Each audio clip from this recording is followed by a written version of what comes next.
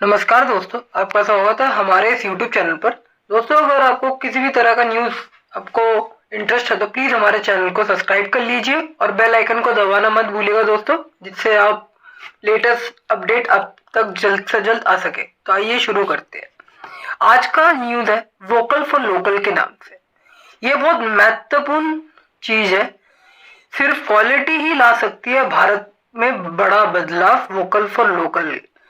हमारे प्रधानमंत्री ने भारत को आत्मनिर्भर बनाने के लिए वोकल फॉर लोकल का मंत्र दिया है। भारतवासियों के लिए भी सम्मेलन की मुराद उतनी ही पुरानी है जितना पुराना हमारा आधुनिक इतिहास है। लेकिन अब से पहले देश के शीर्ष स्तर में भारत की आत्मनिर्भरता को राष्ट्रीय मुहिम बनाने की पेशकश पहले कभी नहीं हुई। इसलिए आत्मनिर्भरता के मंत्र का महत्व वोकल फॉर लोकल के नारे के साथ बेहद बढ़ जाता है।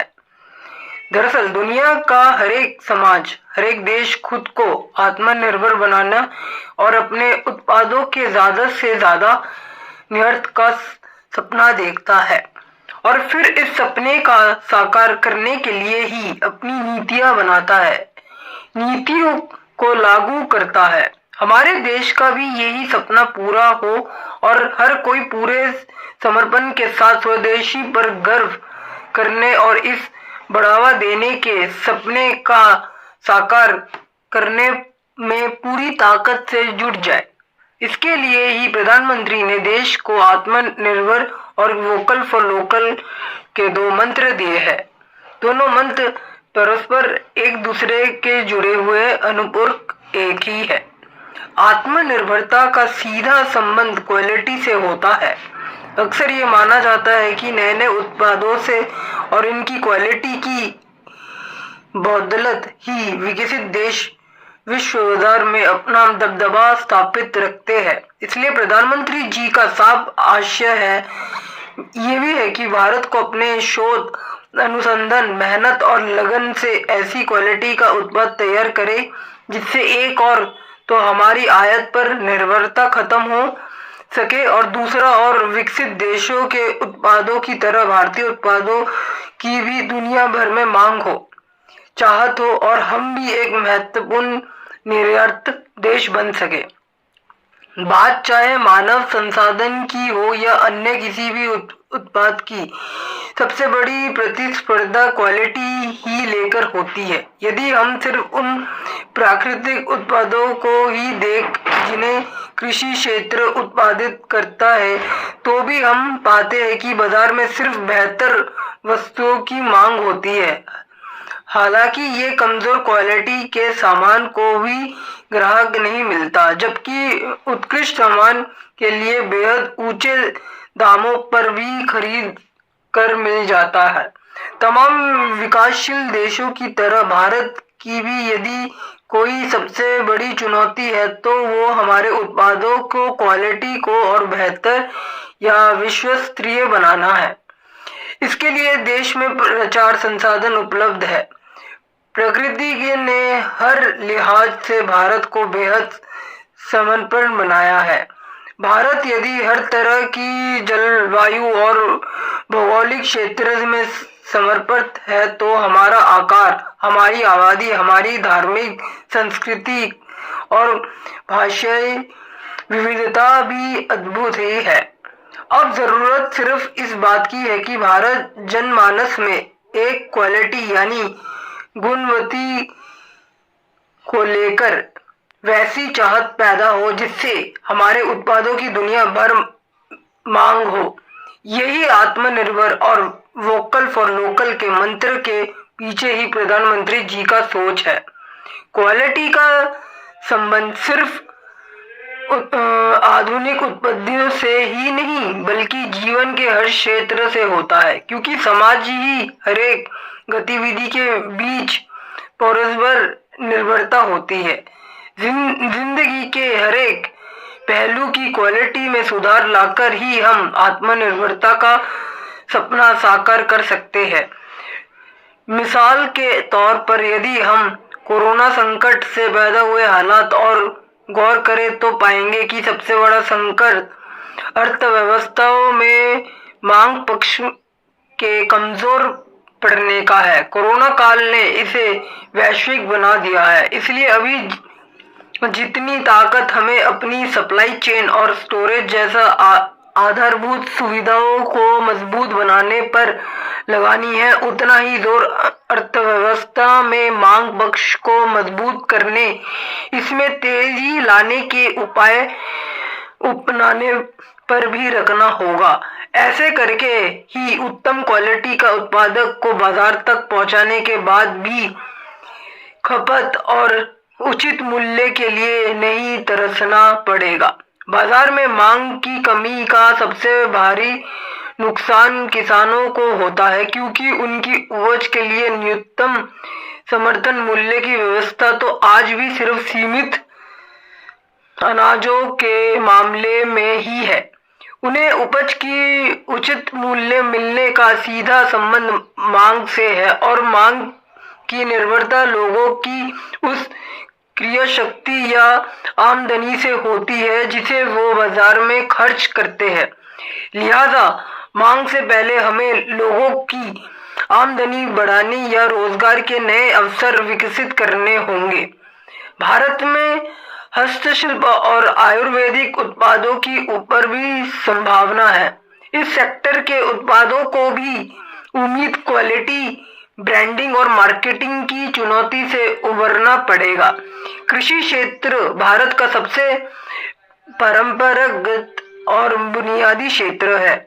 इसकी उत्पादकता और अर्थव्यवस्था में इसका योगदान सबसे कम है। हालांकि इस पर बहुत बड़ी आबादी आश्रित है। कृषि से जुड़ी हमारी आबादी का अनुपात भी तभी घट पाएगा जबकि अर्थव्यवस्था के बाकी क्षेत्रों जैसे औद्योगिक सेक्टर, सर्विस सेक्टर, आधारभूत सेक्टर के पहिए भी तेजी से घूम रहे हो और इनके भी मांग में लगातार वृद्धि होती रहे। ध्यान रहे कि जब भारतीय कृषि क्षेत्र के उत्पाद कथा भी विकसित देशों में जैसी हो जाएगी तो भी ऐसी नहीं हो सकती कि हमारे उत्पाद विश्व बाजार पर छा जाएगा और हर जगह भारतीय सामान की ही मांग होगी। होगा ये है कि तब हमें उन देशों से और कड़ी प्रतिस्पर्धा मिलेगी जिनके उत्पादों को भी वैश्विक बाजार मिल रहा है। लिहाजा चाहे कृषि क्षेत्र हो या अन्य सेक्टर, यदि हम खुद को मजबूत बनाना चाहते हैं तो हमें उत्कृष्ट क्वालिटी का सामान प्रतिस्पर्धी मूल्य पर बनाकर दिखाना होगा। इसलिए चाहे बात आत्मनिर्भरता की हो या वोकल फॉर लोकल की, हर चुनौती की दवा सिर्फ एक ही है और वो है हाई क्वालिटी। प्रधानमंत्री जी के मंत्रों का सफल बनाने के लिए हमें भारतीय समाज में बड़ा बदलाव पैदा करना होगा। स्वच्छता की तरह हमें क्वालिटी की महिमा और जन जन तक पहुंचाकर उसे जनमानस का संस्कार बनाना होगा। हम जिस कैपिटल या मानव संसाधन के क्षेत्र में है उसकी भी क्वालिटी ऐसी करनी होगी कि रोजगार के बाजार में लोगों की मांग हो। बेरोजगारों को स्किल डेवलपमेंट यानी कौशल विकास से ही रोजगार पाने लायक बनाया जा सकता है। मानव संसाधन से जुड़ी किसी भी चुनौती की तह में जाने पर हमें पता है कि जो कुछ भी हमारे देश में तैयार या उत्पादित किया जाता है उसकी मात्रा भले ही कम या ज्यादा हो, लेकिन क्वालिटी के प्रतिस्पर्धा में भारतीय उत्पादों का डंका अभी नहीं बचता। इसलिए 135 करोड़ की आबादी वाले भारत में ऐसे कई विश्वस्तरीय उत्पादों का होना बहुत जरूरी है जिससे हमें खरीदने के लिए दुनिया मजबूर हो। शोध और अनुसंधान के क्षेत्र में भी विश्वस्तरीय मानकों पर तेजी से अपने पंख फैलाने होंगे। हालांकि कुछ क्षेत्र ऐसे हैं जहां हमारे शोध और अनुसंधान में उम्मीदें क्वालिटी का प्रदर्शन किया है। जैसे स्पेस टेक्नोलॉजी में इसरो ने शानदार उपलब्धियां हासिल की है, परमाणु ऊर्जा के क्षेत्र में हमारी उपलब्धि गर्व करने लायक रही है। ये उपलब्धियां शिक्षा के क्वालिटी के सीधे जुड़ी हुई है। इसलिए आबादी के अनुपात में हमें उत्कृष्ट शिक्षित संस्थानों की संख्या को बहुत बढ़ाना आवश्यक है। चिकित्सक के क्षेत्र में भी हम ज्यादातर उच्च तकनीक वाले उपकरण के लिए आयात पर ही निर्भर है। उदारीकरण की नीतियां अपनाने बाद भारतीय ऑटोमोबाइल सेक्टर भले ही आत्मनिर्भर दिखाने लगा, लेकिन इस सेक्टर में भी ज्यादातर कंपनियां बुनियादी तौर पर विदेशी ही है। इसी तरह रक्षा और संचार जैसे बड़े सेक्टरों में भी हमारी आयात पर ही अतिशय निर्भरता है। इन्हीं क्षेत्रों को आत्मनिर्भरता और वोकल फॉर लोकल को सबसे ज्यादा आवश्यकता है। यह हाल फार्मा सेक्टर का भी है। दवाइयों का भारत उत्पादक तो बहुत बड़ा है, लेकिन इसके कच्चे माल API एक्टिव पैरासिटामोल इंग्रेडिएंट का हमें भारी पैमाने पर आयात ही करना पड़ता है। लिहाजा इस क्षेत्र में भारतीय कंपनियों के पास अपार संभावना है। श्रेष्ठ है कि भारत को यदि वास्तव में आत्मनिर्भर बनकर दिखाना है, वोकल फिर लोकतंत्र के मंत्र को साकार करने का, तो हमें क्वालिटी की उपासना को अपना संस्कार बनाना ही होगा। भारतीय समाज के समर्थक वर्ग की क्वालिटी के सबसे ज्यादा चाहत पैदा करने होंगे, क्योंकि किसी भी समाज को बदलने की सबसे बड़ी जिम्मेदारी इसके समर्पण वर्ग पर ही होता है।